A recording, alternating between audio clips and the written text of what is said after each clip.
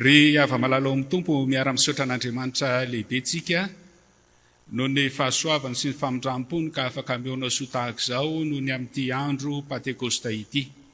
Miraba finaritra antsika ary manonona ny fiadanan'ny tompo ho antsika tsiraray avy na hatratra ny Pentekosta 2024. Aokariavako mantsika eo ampelantanantsika ho fidaranan'ny tompo ny bokin'ny Apokalipsy 2:20 ka ny andininy 7:20 sy ny tapany farany amin'ny andininy 20.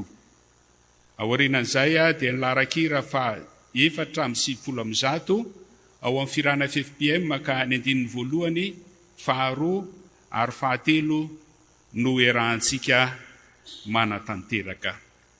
Ho aminareo anie ny fahasoavana sy ny fiadanana avy amin'ilay ankehitriny sy taloha roavy ary avy amin'ny fanahy 7 izay eo anoloany ny seza fiandrianana ary avy amin'ny Jesosy Kristy vavolombelona marina sy lamatoa amin'ny maty ary lehibe ny mpanjakan'ny tany. Dia hiara-hitsangana ianareo hidera sy ankalaza ary amin'ny voninahitra ny tompo isika.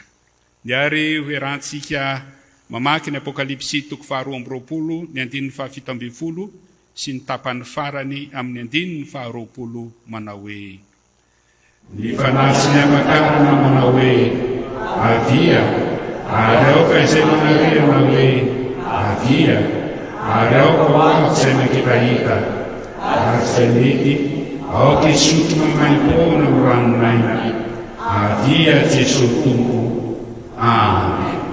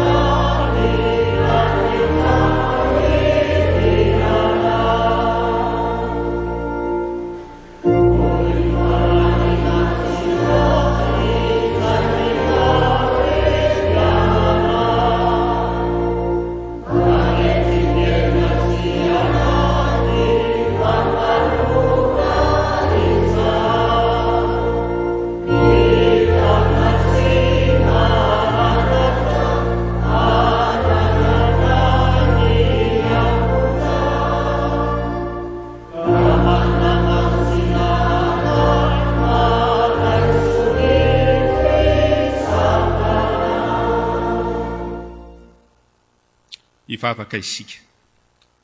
Endre zany hafalianay ry tompo Andriamanitray, rainay amin'ny alalan'i Jesosy Kristy. Raha afaka miatrika izao Fanompoampivavahana izao izahay, izay ankalazana sy amezana ivoninahitra anao tompo sy Andriamanitray noho ny nanomezanao ny fanahy Masina, ny asa manan-kery tamin'ireo apôstôly, ary nanomezanao ny fanahinao Masina taminay tsiraray avy tamin'ny fotoana na mety ny isam-batan'olona. Tsapanay fa fahasoavana na amin'ny fahasoavana ho an'ny fiangonanao sy izay mpanomponao ny fanahinao Masina, izay maneho miariary aminay fa ny teny rehetra izay nilazaina ny zanakao Jesosy Kristy tompo sy mpamonjy anay dia tanteraka sy to noho izy Andriamanitra velona niakatra any an-danitra ary nipetraka eo kavananao Andriamanitra ray. Misaotra sy mankasitraka anao izay ry Tompo Andriamanitray, satria sitraka ao ny siny izao fotoana izao, ahatserovanay ary andraisanay ny asa mahagaga ny tanterahanao teo amin'ny fiainanay. Ry Tompo tianay eo, miteza ianao hampiasa ny fanahinao manan-kery aminay menakavy mandritra izao Fanompoampivavahana izao. Ka ity fotoana ity anie dia fotoana hakasitrana ianao, hanomeza amboninahitra anao, nefa hitenenanao aminay ihany koa, sy hamezanao izay mety ho an'ny mpanahy sy hafatra hivelomanay ny amin'ny ho avy rehetra. Ry Tompo tianay eo, hankasitrahana ianao izao fotoana omenao anay izao, ary ho tosy tanteraketo ny teninao, fa raha misy roa na telo ny vory amin'ny anaranao dia eo ampovoany ianao. Ny anaranao ry Jesosy Kristy Tompo sy mpamonjy anay no anaovana izany vavaka izany. Amen. Petraka ianareo ry havako.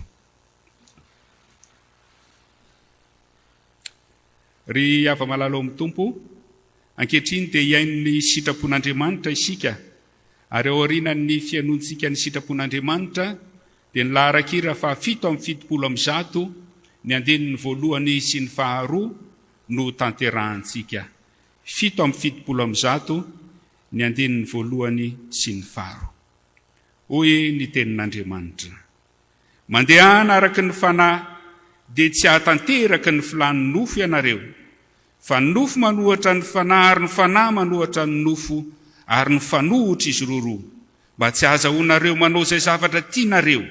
Fa raha tarihan'ny fanahy ianareo dia tsy mba amban'ny lalàna, fa miariary ny asan'ny nofo dia izao: fijangajangana, fahalotona, fijejojejoana, fanompoantsampy, fanaovana ody ratsy, fandrafiana, fifandirana, ady lahy, fiafinafonana, fifampiandanina, fisarahana, fitokoana, fialonana, fahamamona, filalaovan-dratsy, ary ny toy izany, izay lazaiko aminareo raha teo, tahaka ny voalazako fahiny koa, fa izay manao izany dia tsy andovan'ny fanjakan'Andriamanitra. Izany ary no sitrapon'Andriamanitra. Sambatra ny mahitsy lalana izay mandeha sambatra izay mitandrina ny teny-bakom-beny amin'ny azy-ny rehetra. Amen.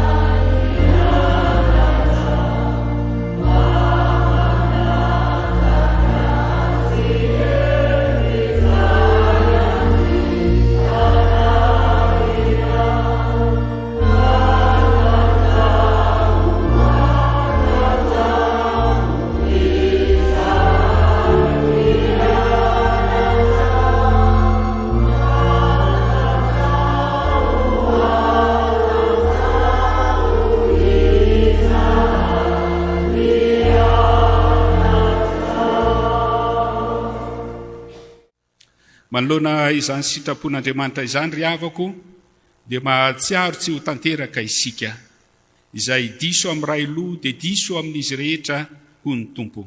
Ka andeha hivavaka, hifona, hibebaka eo anatrehan'ny Tompo isika.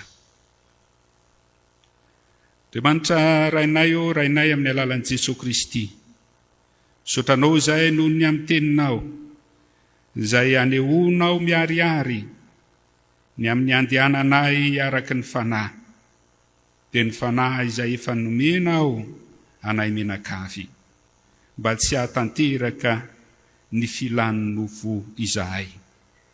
Sotranao izahay satria fantatray fa ny fanahinao dia mitondra vokatra eo amin'ny fiainanay, fitiavana, fifaliana, fiadanana, faharim-po, famorapanahy, fanaovantsoa, fahamarinana, fahalemem-panahy, fahononam-po, ate tsy misy lalàna manohatra izany.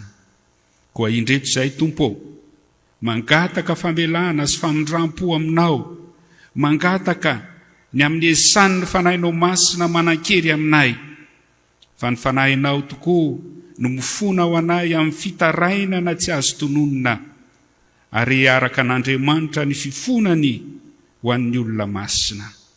Tompo, mamindrafo aminay, mamelany elokay no ny asan'ny fanahinao masina. Tompo, mamindrafo aminay, mamelany elokay no ny amin'ny Jesosy Kristy izay mifona ho anay eo kavananao Andriamanitra ray. Ary amin'izao sisy izao Tompo, dia mba ho velon'ny fanahy izahay, ary andeha araka ny fanahy, ka tsy andrany tena foana, ka ifampiaiky sy fampialona. Fa ho tarihan'ny fanahy, ka hita ny zavatsoa avy aminao, ary andova ny fiainana mandrakizay. Mangataka aminao izay Tompo, mamindrafo aminay, mamelany elokay. Sasao madio izay ho afa-keloka dia adio, ary diovy izay ho afa-pahotana dia adio eo anatrehanao.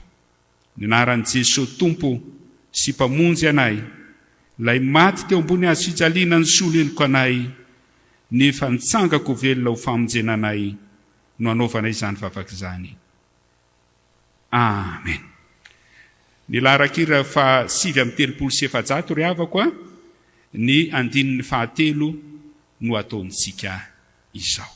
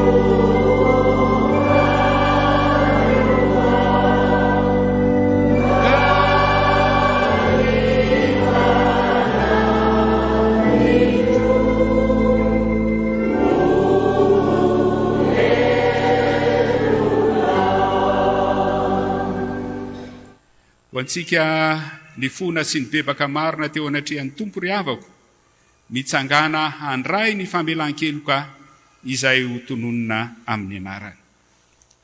Aorinan'ny famelan-keloka izay atolotry ny Tompo antsika dia ny hira 2:20, ny andinin'ny 1, 2 ary ny 4 nanao ataontsika tao mitovy feo amin'ny laharakira 20. 2:20, ny andinin'ny 1, 2 ary 4.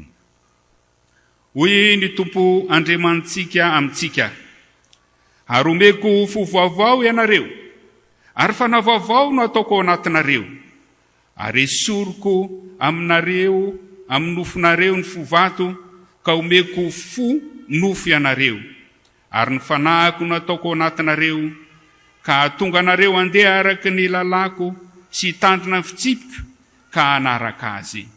Ary orainareo aho, ary anareo zanako lahy sy zanako vavy o Jehova tsy to.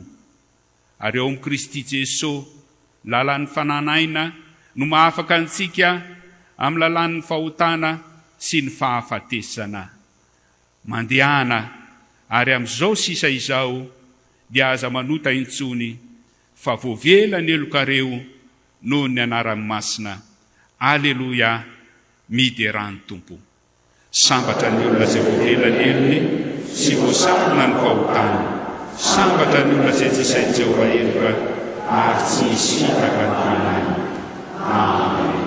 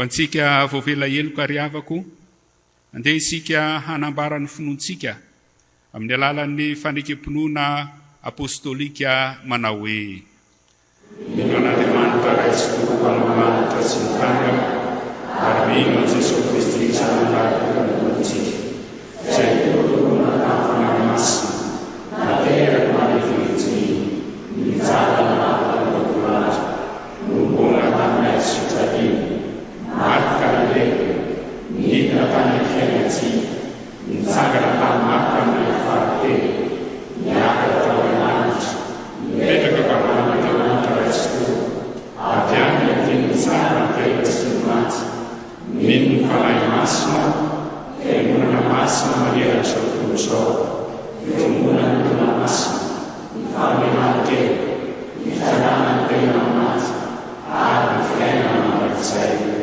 Amen. Petraka ianareo.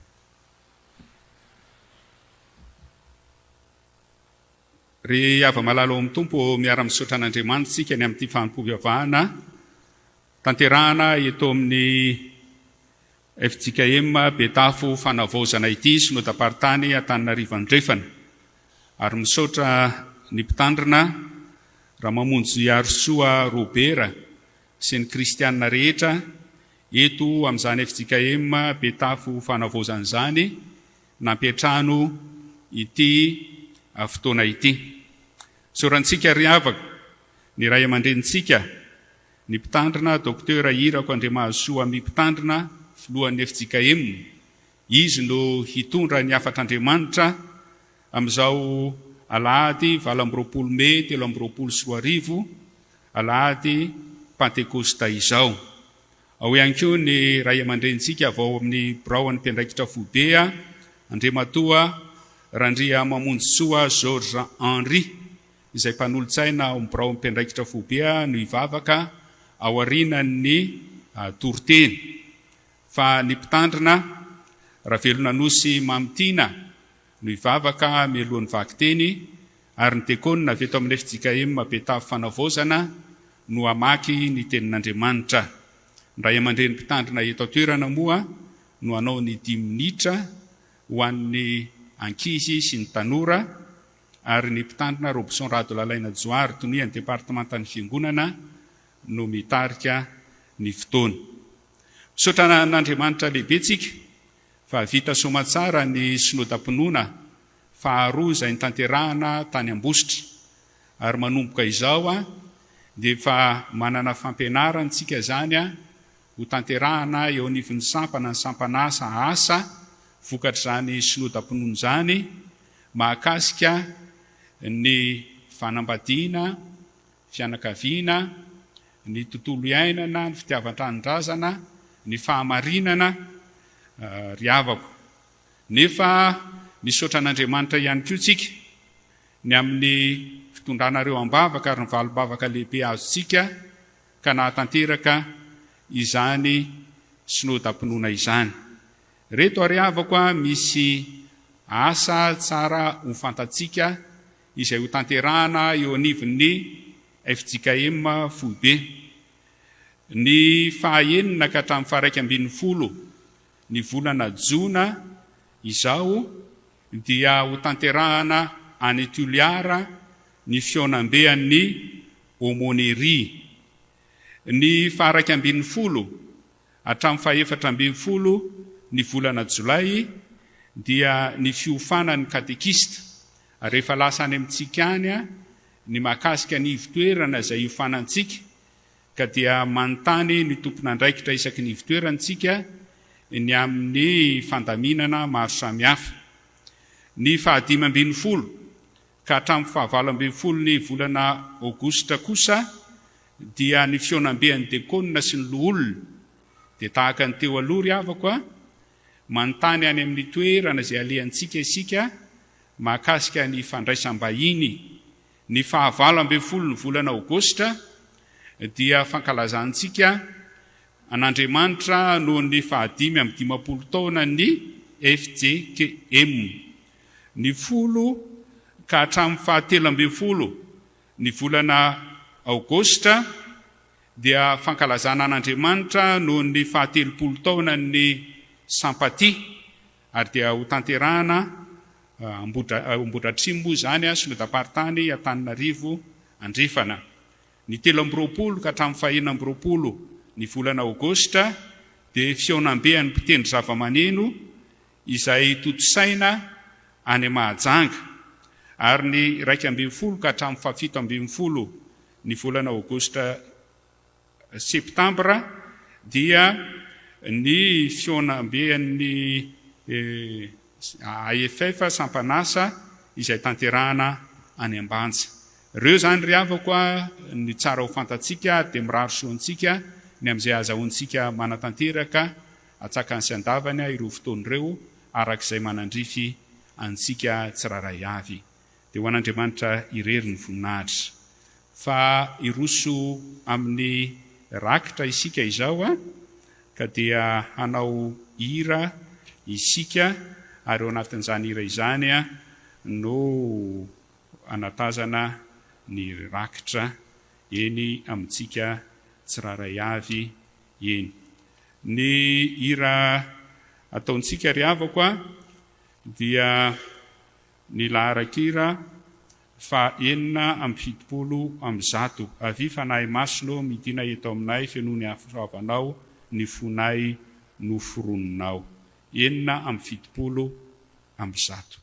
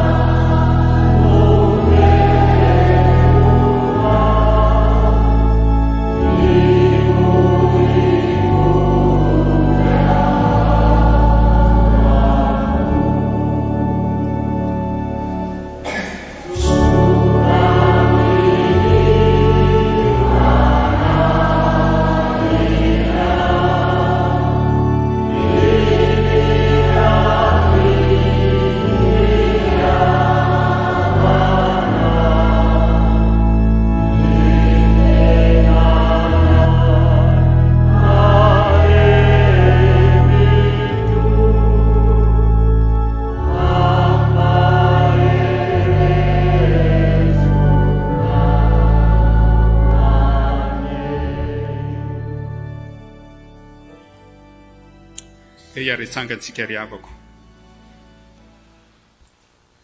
Hivavaka isika. Misaotra sy mankasitraka anao zay ry Tompo Andriamanitray, noho ny fitiavanao sy fikarakaranao anay, ka hanomezanao anay aina vaovao isan'andro san'andro. Nefa misaotra anao manokana izahay, noho ny nanomezanao ny zanakao lahatokana sy ny fanahinao Masina hitoetra betsaka aminay sy hiasa manan-kery. Ankehitriny Tompo, dia manolo tena eo anatrehanao izahay, manolo tena hijoro vavolombelonao, manolo tena hoesan'ny fanahinao Masina, manolo tena hanatanteraka ny baikon'i Jesosy Kristy Tompo sy mpamonjy anay, manolo tena hitoro ny filazantsara. Raiso Tompo ny fanoloran-tenanay eo anatrehanao. Nefa manolo tena koa zahay Tompo, mba hampiasa zay rehetra anananay sy nomenao anay, ho fampandrosoana ny ambaindain'ny fanjakanao ety an-tany tahaka ny any an-danitra, ka manolotra izao vola izao amin'ny alalan'ny rakitra mba ho ampiasaina amin'ny asanao. Tompo, raiso anitra kasitrahanao ny fanoloran-tenanay amin'ny anaran'i Jesosy Kristy Tompo sy mpamonjy anay. Amen. Petraka ianareo ry havako. Iroso amin'ny liturjian'ny tenin'Andriamanitra isika, koa melohan'ny itsanganan'ny mpanompony hanao ny 10 minitra ho an'ny tanora sy ny ankizy, dia andeha hoerantsika manatanteraka ny laharan-kira fa 700 ny andininy voalohany.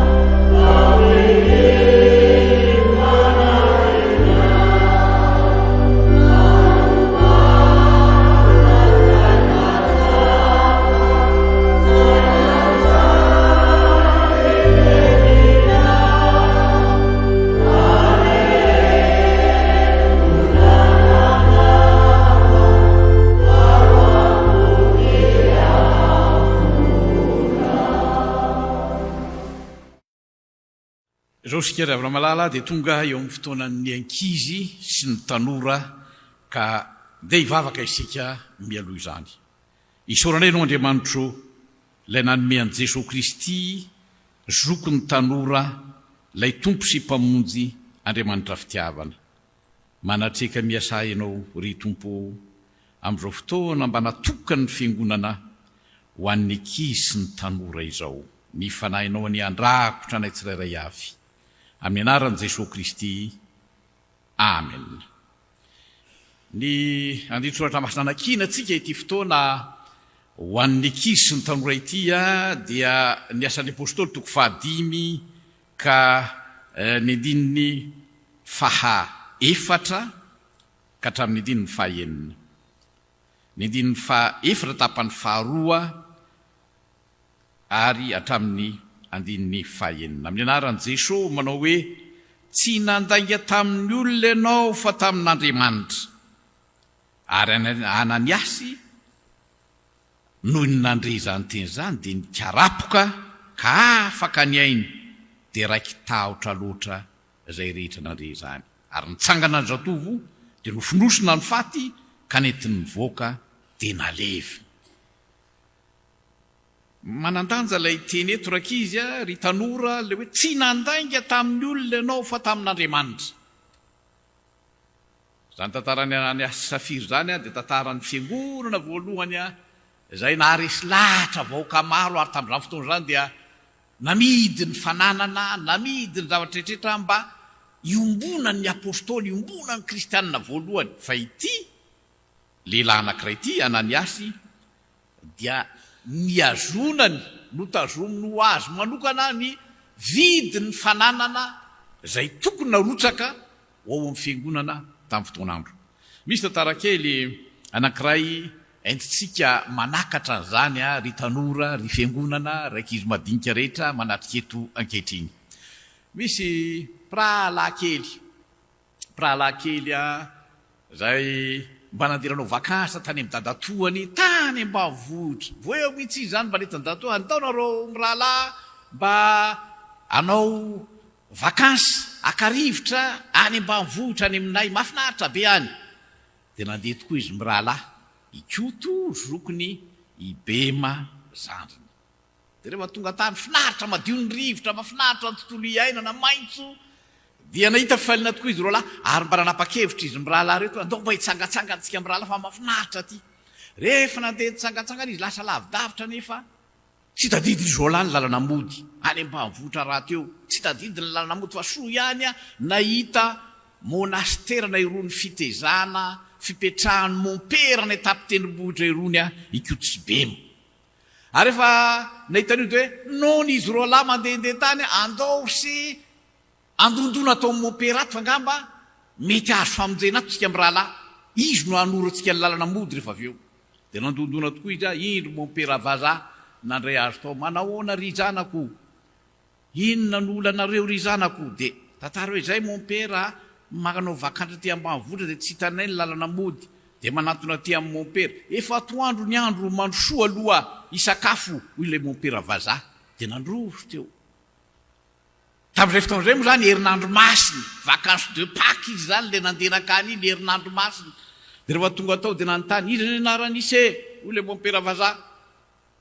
Ikoto ozy lehilahy mato. Izy ny anaran'ise ibema hoy lehilahy evo.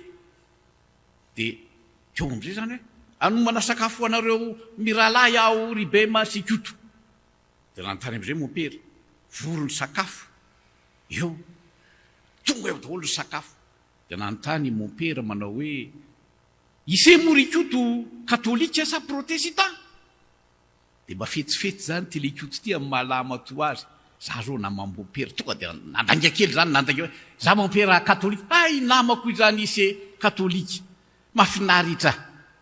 Dia tonga tao ary ibema ise za ozy izy protestant ozy izy ibema ka, ay mafinaritra izany. Ivavaka isika amin'ny sakafo. Dia nivavako mompera, fa satria ise ry ikoto katolika karemy ny andro dia netsika sy ise ty ravimbomanga sy patsa ity, fa ise ry bema protestant dia frety misy vorona sy henakosoa ho an'ise. Izay moa rehefa karemy katolika tsy mihinan-kena. Tsy vo nisinasina zany koto, tsy vo nahatsiaro naneny koto amin'ile nandaingy. Dia ny hinana anana miaraka tamin'ny mompera ikoto ilay nandainga hoe katolika nefa izy ireo FJKM. Ary niosanosana tamin'ny henakososo vorona kosa ibema satria nilazany marina fa FJKM izy, protestant izy. Orakizy, or tanora, eto misy lehilahy anankiray nandainga nekarapoka dia maty. Orakizy, ry tanora, mahafaty ny fanahitsika ny mandainga.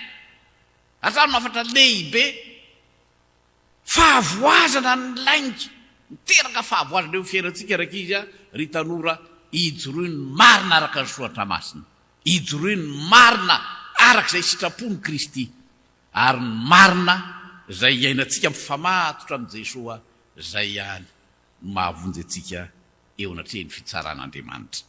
Hivavaka isika isorana anao Jesosy noho izany afatra foy mampijoro anay amin'ny marina, mampijoro anay amin'ny sitraponao zany. Ary manomboka eto Jesosy dia hialanay ny lainga, hialanay ny fitapitaka samy hafa, fa andeha araka ny sitraponao zay tanora, zay ankizy, zay kristianina rehetra, satria ianao ny lalana sy fahamarinana ary fiainana. Misaotra Jesosy 𝙍𝙤𝙗. Amen. Zao ry havako dia irositsika amin'ny fiainona ny tenin'Andriamanitra, ka ao ny mpanompon'Andriamanitra hivavaka sy hamaky ny teny avy amin'ny soratra masina. Dia ary ho tanterahantsika zao ny laharakira faha-efatra amin'ny firana fanampiny ny 9 ny faharoa sy ny fahatelo dia hitsangana ireo mpanompon'Andriamanitra hivavaka sy hamaky ny teny avy amin'ny soratra masina.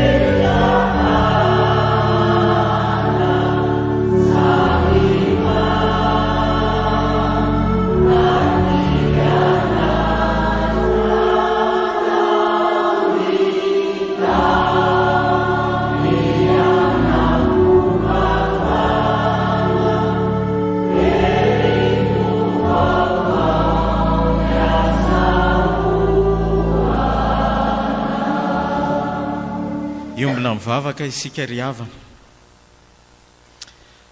Andriamanitra misaotra anao izahay fa Andriamanitra velona ianao ary Andriamanitra miasa aminay, miteny aminay. Ny fananao no miasa ao anatinay ka manavao anay ary mampitombo anay mandrakariva amin'ny alalan' izany teninao izany, ka manjary mahatakatra ny hevitry ny teninao izahay, mahafantatra izay fiainana ampianarinao izahay, ka andehananay eo amin'ny fiainanay isan'andro san'andro. Raha amaky hiaino izany teninao izany izahay, dia mangataka indrindra ny fiasan'izany fananao masina izany mba atakaranay, hanazava aminay, hampianatra anay ny amin'ny Jesosy Kristy tomponay mba ho fiainana ho anay, ary indrindra hitombo amin'ny finoana izahay ka fantatra anao Andriamanitra Ray, Zanaka ary Fanahy Masina. Dia manampiza hamaky ny teny mba hatanteraka ny zara fanompony ka ho tafapaka ny amponay ny teninao Andriamanitra. Manampy koa ny Ray aman-dreny izay hitondra ny afatry ny tenin'Andriamanitra mba hazava aminay izany teny tianao hiainana izany. Dia ny voninahitra ho anao Andriamanitra Ray, Zanaka ary Fanahy Masina irery ihany. Amen. Hamaky sy hainy teny avy amin'ny soratra masina isika tompoko. Izany dia ho hitanareo ao amin'ny bokin'ny Joela mpaminany. Joela 7:1 ka hatramin'ny 5. Joela 7:1 andiny voalohany ka hatramin'ny 5 hovakiako amin'ny anaran'i Jesosy. Ary rehefa afaka izany dia andatsaka ny fanahiko amin'ny nofo rehetra aho, dia aminany ny zanakareo lahy sy ny zanakavavinareo, ny lahy antitrareo any nofy, ary ny zatovinareo ahita fahitana. Ary na dia ny mpanompo lahy sy ny mpanompo vavy aza, dia andatsahako ny fanahiko amin'izany andro izany. Ary anisy fahagagana eny amin'ny lanitra sy ety amin'ny tany aho, dia rà sy afo ary setroka mitakosina.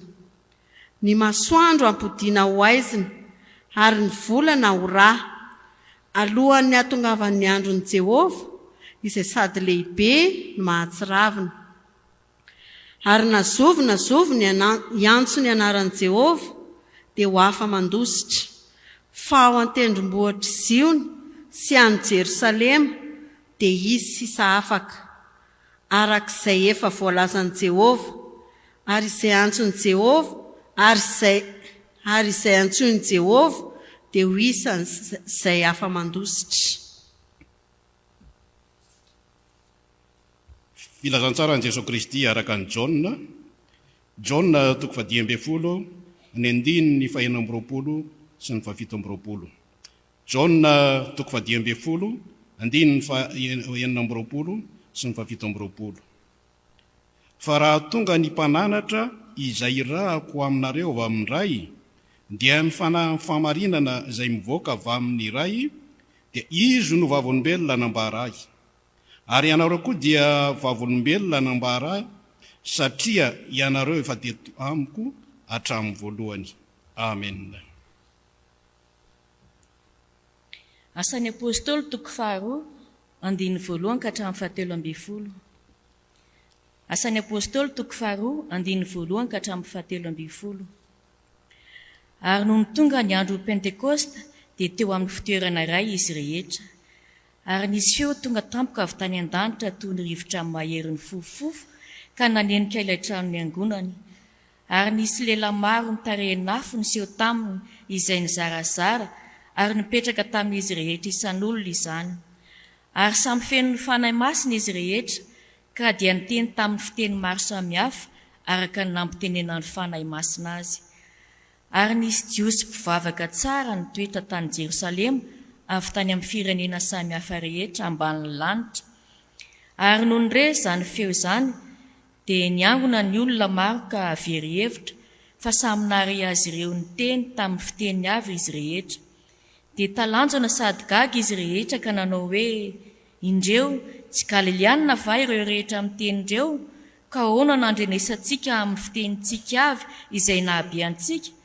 Dia Parsiana sy Mediana sy Elamita, ary mponina ny Mesopotamia, sy Jodia sy Kapadokia sy Ponto sy Azia sy Frigia sy Pamfilia sy Egypta sy ny tany Libia izay manodidina ny Kirena. Ary vahiny avy any Roma, na jiosy na proselita, Kretana sy Arabo, ka ahoana no andrenesantsika ireo miteny amin'ny fitenintsika avy ny asa lehibe ataon'Andriamanitra? Dia talanjona izy rehetra ka nianahana sady niresaka hoe, ahoana no tokony ho hevitra izany? Fa ny sasany ny omeka nanao hoe, leo divay mamy ireo. Ray masino, manamasina ny fahamarinana, tenao ny fahamarinana. Amen. Manasa antsika menakavy ry havako hitsangana hanao ny laharakira 7:70 ny 9 sy ny 13 melohan'ny hitondran'ny ray aman-drenitsika ny mpitandrina Dr. Irako Andriamasoa mpitandrina Fotoam FJKM ny afatr'Andriamanitra.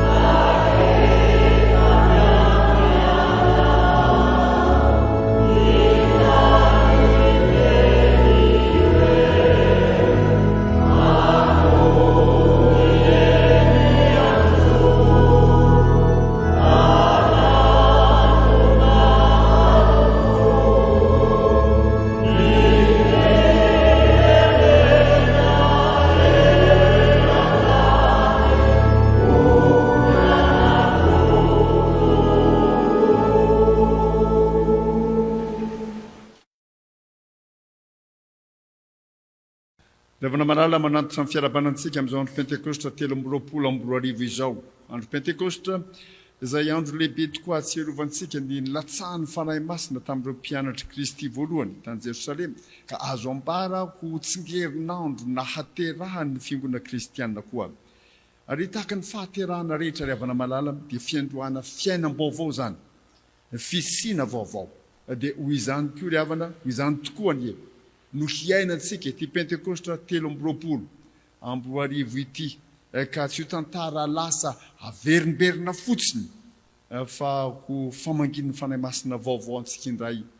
Isika tsiraray avy ary isika miaraka amin'ny mahafiangonana antsika. Ny tenin'Andriamanitra omenantsika ry havana malala izay atolony anafarana antsika amin'ity Pentekosta 3 ity dia ny Jaona 5:20 andinina fa 4 sy ny andinina fa 7.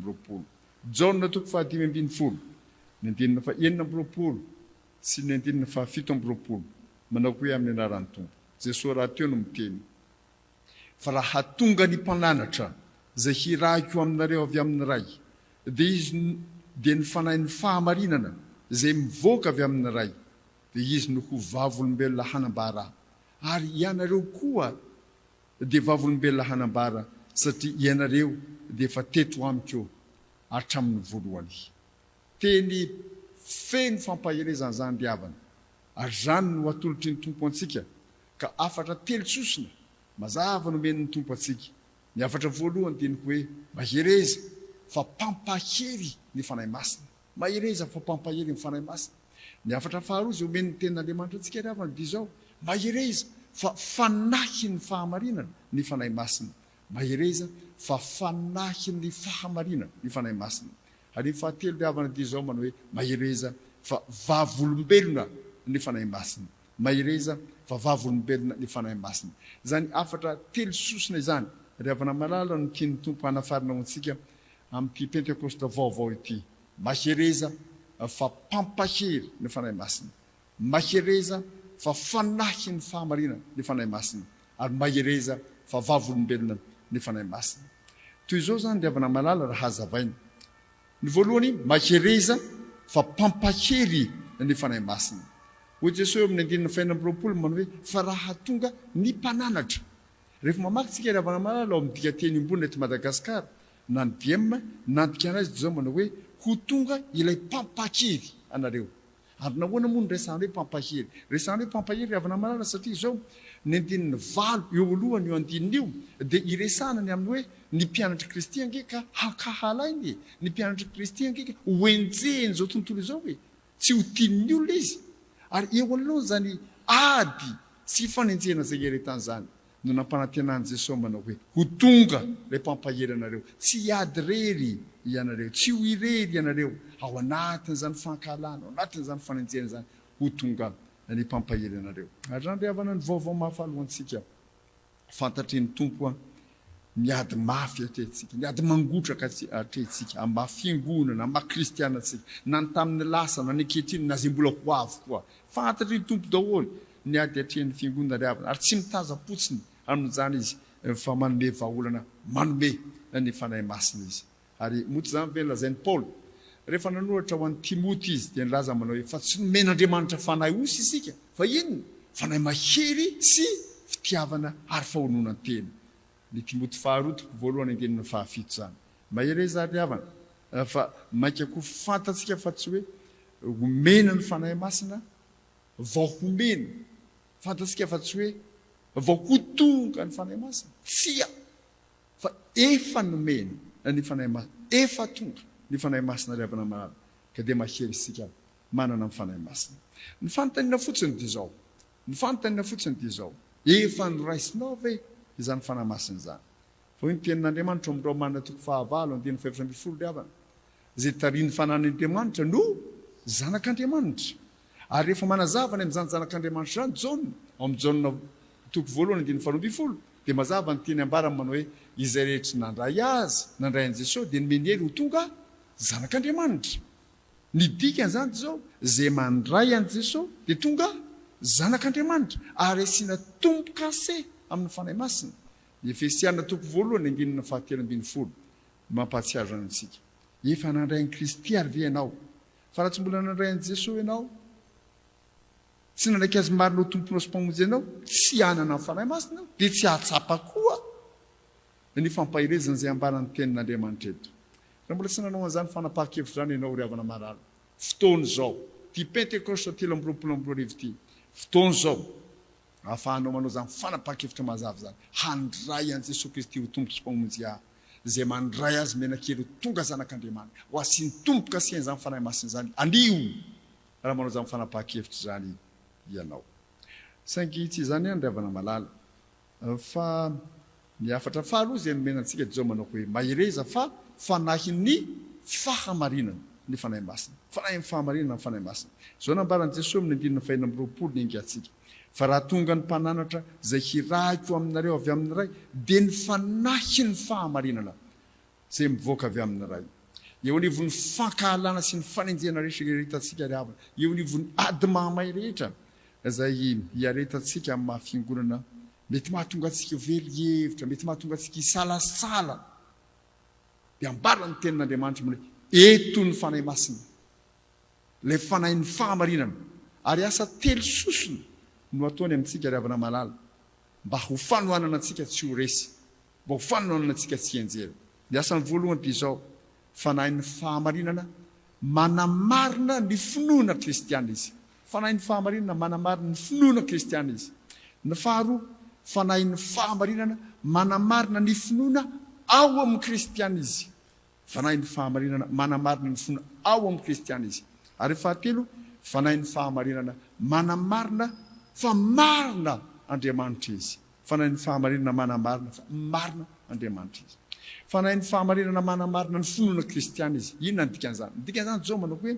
fanahy ny fahamarinana izy dia izy ihany no miasa dia izy ihany no mandresy lahatra ny fahavalon'ny firazantsara mona hoe marina ny firazantsara fa disonareo miady amin'izany firazantsara zany asan'ny apôstôly toko fahaenina andinina fahafolo ry havana malala dia mitantara antsika ny tantara be voninahitra ny amin'ilay martyra voalohany martyra kristiana voalohany Stefana fa voasoratra ao minaran'ny tompo manao hoe fa tsy nahatohitra ny fahendrena sy ny fanahy zay ny tenenany ireo izay nanohitra azy zany izy ry havana malala ary izany zavatra ny iainan'ny Stefana zany dia izay nampanantenainy Jesosy raha teo ny marika toko 19 ny 9:20 dia ahitantsika ny fampanantenana nambaran'i Jesosy manao hoe raha mitondra anareo hatolotra izy dia aza manara teo izy olazainareo fa izay teny homena anareo amin'izany olo zany olazainareo fa tsy anareo no hiteny fa ny fanahy masina koa miasa tokoa ny fanahy masina ry havana manamarina ny finoana kristiana eo anoloan'izay manenjika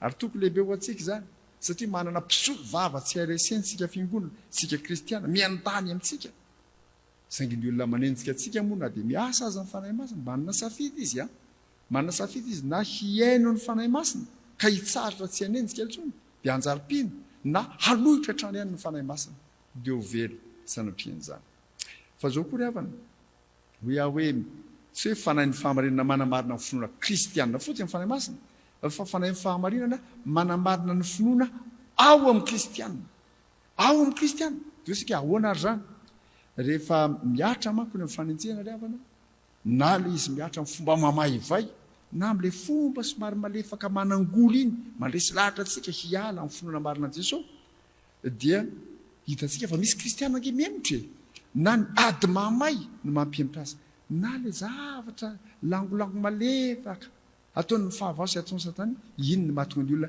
miala amin'ny finoana dia miemotra izy hitantsika zany ry havana malala tamin'ny fotoana zay ny samborana an' Jesosy ohatra hitantsika zany teo amin'ny tantarany fiangonana nahatonga ny mpandrosony epistilo an'ny Hebreo amela ho antsika ilay teny malaza ny Hebreo toko 10:7 manao hoe fa isika tsy mba naman'izay miemotra ho amin'ny fahaverezana fa naman'izay mino ho amin'ny famonjenany fanahy eo ry havana ny miditra ny fanahy masina eo ny miditra ny asan'ny fanahy masina ilay fanahy ny fahamarinana manorona ao anatintsika ny finoantsika arak'izay ny soratan'ny Paoly nanoratra ho an'ny kristiana tany Roma izy ny Romana toko 9:20 zany ampasivoko zany ny fanahy dia miara-milaza ny fanahintsika fa zanak'Andriamanitra isika ny fanahy masina mihitsy no teny ato anatiko io fa zanak'Andriamanitra tsy nareo no mila miteny an'izany amiko tsy ny olona mila manambara an'izany amiko fa ny fanahy dia fanahin'ny fahamarinana no manorina ny fahamarinana ao anatin'ny kristianina ny teny ao anatintsika manome toky atsika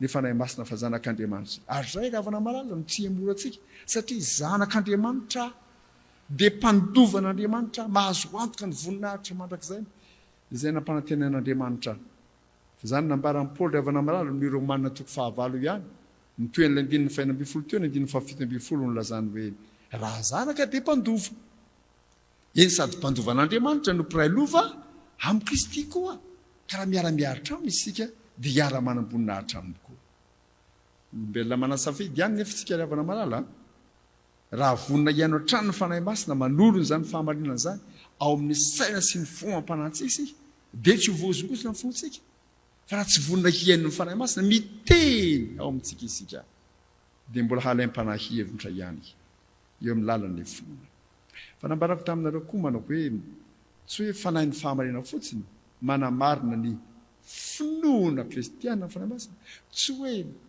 fanahy ny fahamarinana manamarina ny finoana ao anatin'ny kristianina fotsiny fa fanahy ny fahamarinana manamarina koa fa marina Andriamanitra ity agaga atsika angano zany ravana marina saingy malio tsara amin'ny fanantitanteran'i Jesosy amin'io Jaona 5:20 io zao lazain'i Jesosy raha tonga mpananatra zay irahako aminareo avy amin'ny ray dia ny fanahy ny fahamarinana zay mivoaka avy amin'ny ray inona ny dikan'izany ny dikan'izany ravana marina zao marina ny Andriamanitra renotsika Andriamanitra ray zanaka fanahy masina ny alady manaraka amin'ny Pentekosta moa no alady ny Trinité mbola hiverina amin'izany ny fiangonana fa eto dia ambara fa fanahy ny fahamarinana manamarina an'Andriamanitra ny fanahy masina zany ambara ny fanahy masina amintsika fa Andriamanitra marina ny Andriamanitra ray zay niaviny ny voaly izy fanahy masina makaty amintsika ka ny latsahany teto amintsika dia piofo ny fisian'Andriamanitra ray zay niaviny ary ny Salamo 7:50 dia milaza hoe ny adala ihany no manao anakapo hoe tsy misy Andriamanitra fa tena marina eo Andriamanitra ray io fa rehefa milaza izy manao Jesosy no miteny manao hoe rehefa tonga ampanaritra zay irahako za Jesosy no aniraka azy avy amin'ny ray ho aminareo dia amarininy fanahy masina koa fa marina ny Andriamanitra zanaka Jesosy Kristy zay naniraka ny fanahy masina dia ny fahatongava amin'ny fanahy masina tsarovantsika amin'izao Pentekosta zao ravana malala dia pirofotsy azo tena Andriamanitra marina Jesosy tsy mantanka ary nampanantena ny zavatra zay nampanantena fa ny fanahy masina iny koa zany dia manamarina amintsika fa ray ihany ny ray sy ny zanaka ary izy fanahy masina satria izy fanahy masina nivoaka avy tao amin'ny ray zany hoe tena iray amin'ny ray izy fanahy masina Jesosy ndray kosa zay naniraka azy dia Jesosy zay niteny manao hoe izaho sy ny ray dia iray ihany ny Jaona 10:7 zany ravana malala zava-miafina lehibe zany zay havaozin'Andriamanitra amintsika indray amin'izao andro Pentekosta izao iorenantsika mafy mba tsy ho voatoana mihitsika hiady amin'izany iorenantsika zany fa marina zay nontsika ravana malala amarana ny afatra nampitondra anary ravana malala zavatra lehibe fahatelo zay ampatsivin'Andriamanitra atsika dia tsy hoe mahereza fotsiny fa pampaherina ny fanahy masina tsy hoe mahereza fotsiny fa fanahy ny fahamarinana ny fanahy masina fa indrindra koa mahereza fa vavolombelona ny fanahy masina hoy Jesosy izy no ho vavolombelona anambara ary ianareo koa dia vavolombelona anambara satria ianareo efa teto amiko hatramin'ny voalohany dia manamafy zay fanambara teo zany ravana malala ambaran'izany manko fa ny fanahy masina dia nomenantsika izy no manambara fa marina Jesosy tena mpamonjy Jesosy misy foana ny Kristy santoko ary za dia miteny manao hoe efa nomenanao Jesosy Kristy rehefa mahalala ny Jesosy Kristy ianao dia nomena ny tena tsara aza mitady ny mody tsara na ny tsaratsara na ny tsy tena tsara fa ampy anao Jesosy izy ihany ary raha nambara amin'ny fanahy masina amintsika ravana ny jiosy ny arabelona tamin'i Jesosy dia ravana malala tsy nino an'i Jesosy ilay Kristy zay ny antony nanomboany azy tamin'ny amin'ny azo fijaliana fa rehefa nilatsaka amin'ny fanahy masina nitoroteny Petera tamin'ny asan'ny apôstôly 2 vakiana tamintsika teo olona 3 be zao no tonga tamin'ny finoana satria ny fanahy masina no vavolombelona nandresy lahatra azy ireo hoe io Jesosy Kristy nombonareo tamin'ny azo fijaliana io no Kristy marina tsy maintsy inonareo raha teo voavonjy ianareo. Ary zany ry havana malala no toko lehibe ho antsika. Saingy zao io Fanahy Masina nandresy lahatra ny olona 3 arivo tamin'ny andro Pentekosta io dia miasa mandrakakity iny ka nambaran' Jesosy fa tsy izy ihany ny vavolombelona fa izaho koa zay nandray zany Fanahy Masina zany. Ianao koa zay nandray zany Fanahy Masina zany. Isika koa no tonga vavolombelona. Ary misy zavatra telo koa ry havana malala mifamatotra amin'izany mahavavolombelona antsika zany. Ny anankiray voalohany indrindra rehefa milaza Jesosy manao hoe nareo ny vavolombelona satria nareo ny teto amiko hatramin'ny voalohany. Zao zany ny zavatra voalohany, ny fiarahana amin'ny Jesosy nanaovana fanapahan-kevitra anaiky azo ho tompo sy mpamonjy ho ilay Mesia marina zay ihany no mahatonga antsika ho mpianatra vavolombelon'i Kristy. Tsy afaka ho vavolombelona raha tsy niara-dalana tamin'i Jesosy Kristy. Tsy afaka ho vavolombelona raha ohatra ka tsy nanaiky marina azy ho Mesia. Tsy afaka ho vavolombelona raha tsy nanaiky azy marina ho tompo sy mpamonjy ahy. Ianao zany raha ohatra ka menatra ny vavolombelon'i Kristy dia manontany teny. Ianao menamenatra ny vavolombelon'i Kristy sao dia tsy miaraka aminy ianao. Sao dia tsy nanaiky azy marina ianao. Fa raha tsy miaraka amin'ny Kristy ianao tsy afaka ho vavolombelona. Raha tsy nanaiky azy marina ianao tsy afaka hijoro ho vavolombelona. Ry havana malala. Zay ny zavatra voalohany, ny fiarahana amin'ny Jesosy ihany no mahavavolombelon'i Jesosy. Zavatra faharoa izao, ny fahatongavan'ny Fanahy Masina no tena mampijoro antsika vavolombelona. Zao ny zavatra mampieritreritra amin'ilay tantaran'ireo mpianatra eo. 3 taona sy tapany teo zareo niaraka tamin'i Jesosy. Dia Jesosy niteny taminy hoe nareo no vavolombeloko. Nambarana zany teto amin'ity jaona ity, nambarana zany tao amin'ny Luka 4:20-20. Saingy zao tsy afaka tonga dia nandeha ho vavolombelona ry zareo. Fa mbola nafaran'i Jesosy amin'ny Luka 4:20-20 manao hoe zao no izy indro za mampitondra ny teny fikasany ndraiky ho anareo. Fa mitoery atao tanàna mandra-panafinanareo ny hery avy any amin'ny avo. Ary ino ny hery avy any amin'ny avo io? Ny Fanahy Masina. Izany hoe ny fahatongavan'ny Fanahy Masina no tena manangana vavolombelona. Tsy ny traiky efa sy ny zavatra miainantsika fotsiny fa ny hery amin'ny Fanahy Masina ihany no hery hoentina mijoro ho vavolombelona. Zay ny zavatra faharoa. Ary ny fahatelo zao manao hoe ny fijoroan'ny vavolombelona atao amin'ny fiangonana ary raha izany no izy dia miorina eo ambonin'ny fanambaran'ny apôstôly. Ity ny fanambaran'ny apôstôly zay vavolombelona voalohany nahita maso niara-nena tamin'i Jesosy Kristy.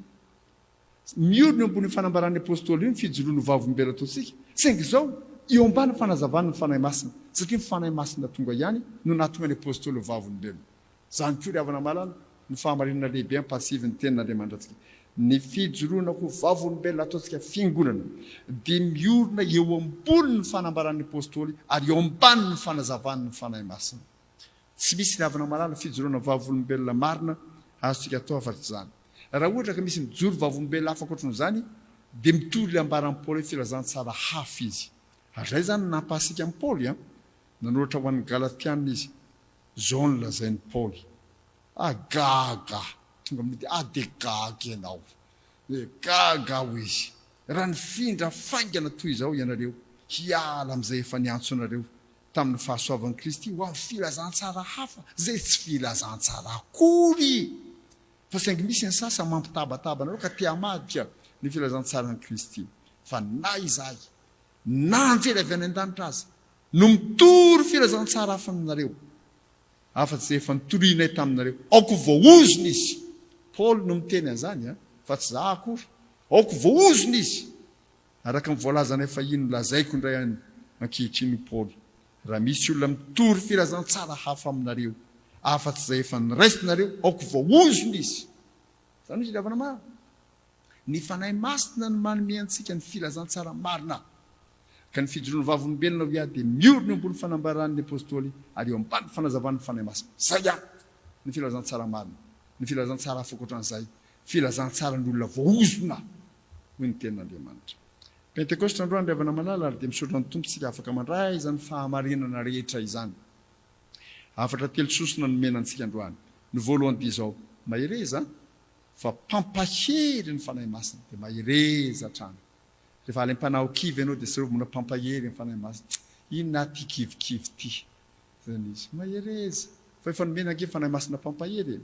Ny faharoa ry havana malala dia izao mahireza fa fanahy ny fahamarinana ny fanahy masina dia miorena tsara aza miova aza makito amin'ny hafa makary to ny hafa makary dia eo ianao tompatopa amin'ny fampianarana tsisy dikany rehetra zao hanary ny finoana efa nanorenana anao fa zao indrindra koa mahireza fa vavolombelona ny fanahy masina izy vavolombelona ianao hatsangany koa vavolombelona dia mijoro ianao aza menatra ny vavolombelona ny tompontsika dia mandiana ary avana malala amin'ny hery ny fanahy masina amin'izao pentekosta izao mba ho pentekosta vaovao ao anatin'ny fiainanao zany ary ho n'Andriamanitra irery ny voninahitra amen.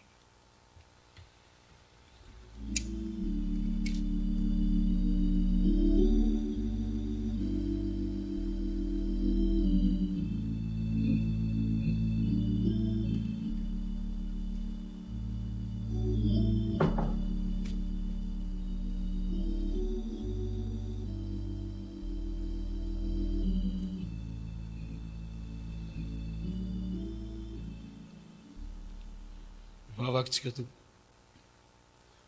ravoravo aminao tokoa zay fanahy masina amin'ity andro ankalazana ianao ty nilatsanao nitoeranao tamin'ny mpianatra fa izay tena ravoravo tokoa zay fanahy masina ary eo zay dia mideranao Jehovah tomponay Jehovah rainay amin'ny alalan'i Jesosy Kristy satria anao fahefana rehetra andanta sy tany amin'izay fisina rehetra ary za mifahefanao zany ankehitriny ifatr'izay ary ho mandraka izay tsy hanam-patapirana ary fahefana tsy toa kanefa dia tia anay zay vovotany ianao ka nalefanao ny zanako isolo eloko anay dia Jesosy Kristy zokinay zany Jesosy Kristy tomponay zany Jesosy Kristy mpamonjinay zany ary mbola mahafaly anay koa fa tsy nionina tamin'izay nao Jehovah fa raka ny nambara teo dia ianao mihitsy miditra tao anatinay amin'ny alalan'ny fanahinao satria mivoaka avy aminao za mifanahy masina zany ampahery anay ka ninona adiatrehanay makristianina anay amin'ny fanenjehana misy eto amin'izao tontolo zao kristianina manerana zao tontolo zao mibetsaka amin'ny fanenjehana eran' zao tontolo zao manana anao zay fanahy masina dia mahery ary zay ny mahatonga an'ireo kristiana ho martiora ary mbola zao any fananao zany koa no hafanay mijoro amin'ny fahamarinana satria marina ny fananao marina ianao Jehovah dia fananao masina no hery entinay fanarongatra zay tsy izy arany tsy fahamarinana naneto amin'ny taninay na eran'izao tontolo zao dia ampaherezinao zay ijoro amin'ny fahamarinana fanahy masina aza mafohina masaraka anay mba hafany manatanteraka amin'ny fahamarinana zay omenao anay ary mbola mahafaly anay koa fa rehefa mijoro izay tsy miempitra zay fa mahery ka manatanteraka amin'ny fahamarinanao dia ijoro vavolombelonao zay Jesosy tompo ka ianao fanahy masina no mitaridalana anay amin'izany ianao fanahy masina no manome hery anay ijoroana ivavolombelona faly tokoa zay manana anao fanahy masina fa na dia tsy mendrika raha izay dia manaiky toetra ato anatinainao no fitiavanao aminao ankehitriny zay dia mivavaka manokana tompo misy ireo havanay ihany mba tia natrika an'izany fankalazananao zany amin'izao andro pentekosta izao fa noho ny aretina dia ho mpandrinana ao an-trano sy trano izy ireny Jesosy meo fifaliana izy nao anatin'izany fotoana sarotra izany ao re tsy afaka noho ny adi dia manandraikitra samihafa malahelo-po satria tsy mba afaka miaraka amin'ny kristianina zanak'Andriamanitra ka laza anao fanahy masina vangio izy ireny mitoerana misy azy tsirairay avy ka inao koa hitoetra ho amin'ny fanahy masina mba hahery izy ireny mba hanao famarinana izy ireny mba hijoro vavolombelona ao ny antony samihafa Jesosy ianao fanahy masina ny asa amin'ireny tsirairay avy ireny indrindra fa izay zay manatrika anao amin'ny fankalazananao amin'ny trano fiangonana any amin'ny toerana maro samihafa fanahy masina mitoera aminay manjaka aminay ary matsiaro ny tenin'ny mpanomponao zay za aza manahitra mifanainao ato anatinay fa zava-poana ny fiainanay raha tsy anao fanahy masina dia mivavaka izay amin'izany mifankalazanao anao zao ny eran'izao tontolo izao vavaka manokana koa izay eo amin'ny firenenay Jesosy oka feno anao eto fanahy masina ô hatrany mitondra ka hatrany vahoaka entina tsirairay avy mba fanahy masina ampibebaka ary fanahy masina ampahery fanahy masina ampanatanteraka amin'ny fahamarinana ary fanahy masina ampijoro anay kristianina ho vavolombelonao ka hiasa eto amin'ny firenenainao ary zany no angatahana indrindra amin'izay fifidianana misy ho avy rehetra mba olona feno anao fanahy masina no hitondra amin'ny firenenay aza velanam-pahefana eto satana Jesosy Kristy ô fa didiosy ro amin'ny anaranao Jesosy Kristy ho any amin'ny fahary mirehetra hafany satana sy mifirongony sy miasany sy miaramilany fa ianao Jesosy Kristy no anjaka eto Madagasikara ianao nefa niteny hoe Madagasikara ho an'ny Kristy ary Kristy ho amin'ny Madagasikara ny anaranao Jesosy Kristy zokonay mpamonjanay nanaovanay izany vavaka izany ary fiombonanay zanak'Andriamanitra mananao fanahy masina iarana manatanteraka ilay vavaka tsara indrindra nampianaranao Jesosy manao hoe rainay izay nanaritra masina ny anaranao tonga ny fanjakanao atao ny sitramonao mety ambatakana sazo ary mamelany tahaka namelana izy aminy aza tonga ny amin'ny fakamana fa manafaly amin'ny ratsy fanao fanjakana sy hery ary voninahitra mandrak'izay. Amen.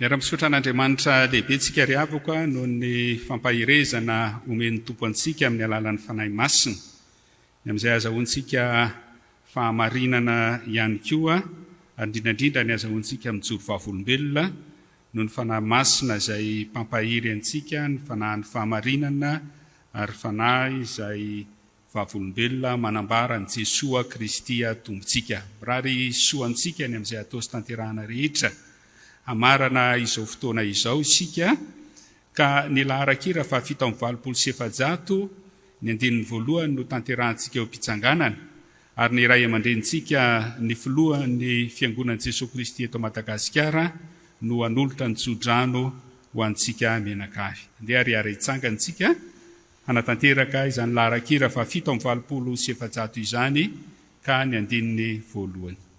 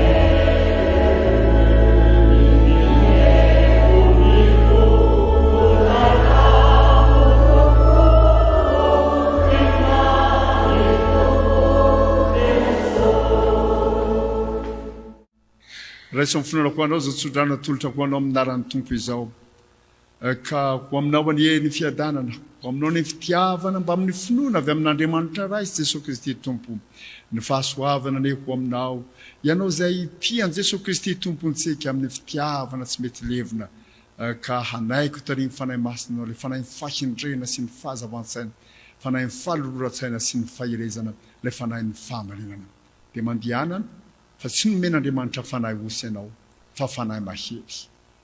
Amen. Mipetrahary avana marala dia mivavah mangina apetrao tsara eo amin'ny tompo ny fiainanao mba nekenao ho tarihan'ny fanahy masina izay tarihan'ny fanan'Andriamanitra ny zanak'Andriamanitra.